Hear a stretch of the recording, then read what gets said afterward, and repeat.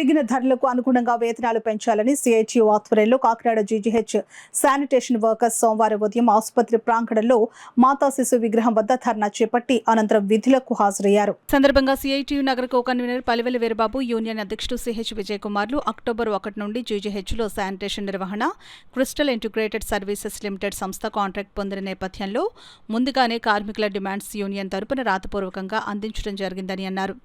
ఇప్పటివరకు 4 సార్లు కాంట్రాక్ట్ సంస్థతో యూనియన్ ప్రతినిధులు చర్చలు జరిపిన పూర్తి స్థాయిలో జీతం పెంపు గల విషయం తేలలేదని అన్నారు. సోమవారం చర్చలు పూర్తి చేసి రాతపూర్వక ఒప్పందం చేసుకోవాలని కోరుతున్నామని అన్నారు. జీతాల విషయమై సూపరింటెండెంట్ వారిని సంప్రదించగా శానిటేషన్ ఏజెన్సీ కార్మికులు ఈ విషయం తేల్చుకోవాలని రాతపూర్వకంగా తెలియజేశారని అన్నారు.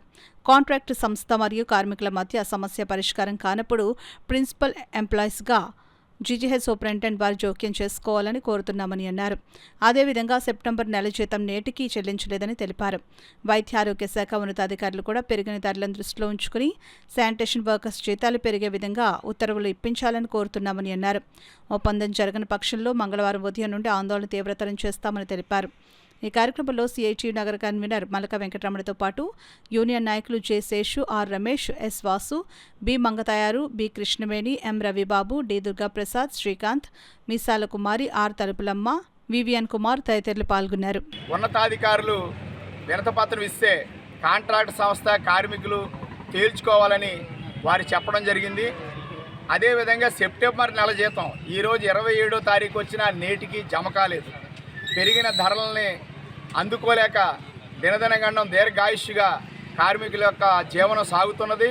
ఇప్పుడు ఏదైతే జీతం ఇస్తారో ఆ జీతం మరలా 3 సంవత్సరాల పాటు అదే కొనసాగుతుంది. ధరలు పెరుగుతున్నాయి, కార్మికుల జీతాలు అక్కడే ఉంటున్నాయి.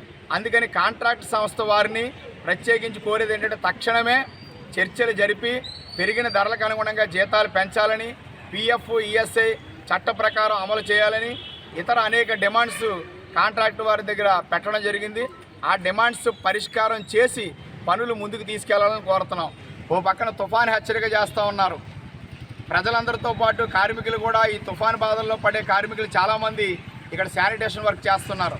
ఉన్నతాధికారులు మానవతా దృక్పథంతో స్పందించి కార్మికులకి బకాయి జీతం పడే విధంగా, పెరిగిన ధరలకు అనుగుణంగా జీతాలు పెంచే విధంగా తమ వంతు సహకారాన్ని అందించాలని జిల్లా ఉన్నతాధికారులకు సిఐటి తరఫున విజ్ఞప్తి చేస్తున్నాం.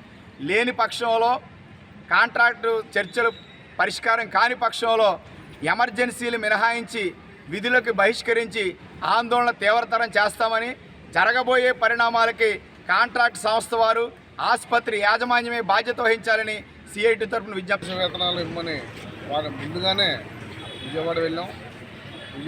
విజయవాడలో అక్కడ ఎడ్యుకేషన్ ఆఫీసర్ కూడా లెటర్ ఇవ్వడం జరిగింది. మాకు కనీస వేతనం ఇచ్చేటప్పుడే మీరు ముందు వెనక చూసుకొని ఇవ్వాల్సిన బాధ్యత మీకు ఉందని చెప్పేసి టెండర్ నోటిఫికేషన్ రాకముందే మేము విడతపత్రం ఇవ్వడం జరిగింది. అయినప్పటికీ వాళ్ళు ఏం చేశారంటే ఈ టెండర్ షెడ్యూల్లోని జీవో 18,600 రూపాయలు జీవో ఇచ్చినట్టు ఇచ్చి అందులోనే పిఎఫ్, ఈఎస్ఐలు 2 వైపులు కట్ చేయాలని చెప్పేసి ఒక జీవోని ఈ అధికార యంత్రాంగం అంతా ఒకటే కూర్చొని వాళ్ళని జీవో తెప్పించారు. అయినప్పటికీ ఆ జీవో ప్రకారం ఇవ్వడం సరిగదా, ఇంకా దానికి ఇంకమ్మ కోరికలు వస్తున్నాం. అయితే మన కాంట్రాక్ట్ వర్కర్ కానీ మన కార్మికులు చెప్తున్నారు ఒకటి, ఒక్కసారి కాంట్రాక్ట్ వచ్చిన తర్వాత అది 3 సంవత్సరాలు అవ్వచ్చు, 4 సంవత్సరాలు అవ్వచ్చు, 5 సంవత్సరాలు అవ్వచ్చు. చాలామంది అనుకుంటారు జీవితంలో పనిచేసే వర్కర్స్కి 70,000, 80,000, 60,000 జీతాలు వస్తాయి అనుకుంటారు. కానీ మా కాంట్రాక్ట్ లేకపోతే మాత్రం 13,000, 15,000 మించి ఎప్పుడు కూడా ఎక్కడ ఏ జిల్లాలో కానీ ఏ రాష్ట్రంలో కానీ మాకు దాఖలాలు లేవు. కాబట్టి ప్రజలందరూ ఇది గమనించవలసిందిగా కోరుతున్నాం. ఎందుకంటే ఒక కార్మిక వర్కర్కి కనీసం మినిమం 26,000 రూపాయలు శాలరీ లేకపోతే కనుక ఆ కుటుంబం రోడ్డు పడుతుంది. అది ఆలోచించాలి యంత్రాంగం. అయినప్పటికీ మేము హాస్పిటల్కు మాకున్న అనుబంధంతో సహా అది మినహాయించి మానవదృతంతో ఈ తక్కువ జీతాలైనా సరే చేస్తూ వస్తున్నాం.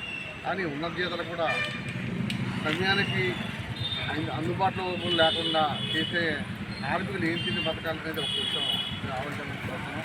కాబట్టి ఇప్పటికైనా యంత్రాంగం కాంట్రాక్టులు పాత చేసి కనీస వేతనాలు ఇప్పించే అవకాశం కల్పించమని కోరుతున్నాం.